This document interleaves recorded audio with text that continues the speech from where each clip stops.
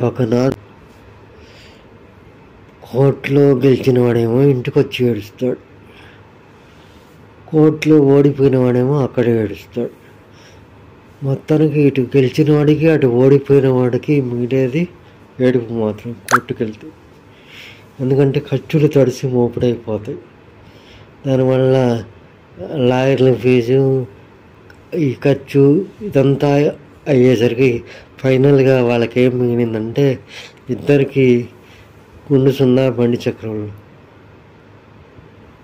అని ఒక సామెత ఉంది. అలాగే పోరు పొందు లాభం, పోరు పొందు నష్టం. పోరు పొందు రెండు కూడా నష్టాన్ని కుదిరిస్తే కానీ లాభాన్ని కాదు. ఎందుకంటే రాజీ పడితే కనుక మాజీలు కాకుండా ఉంటారని ఓ సామెత ఉంది. రాజీ పడితే కాకుండా మాజీలు కాకుండా ఉంటారని ఓ సామెత ఉంది.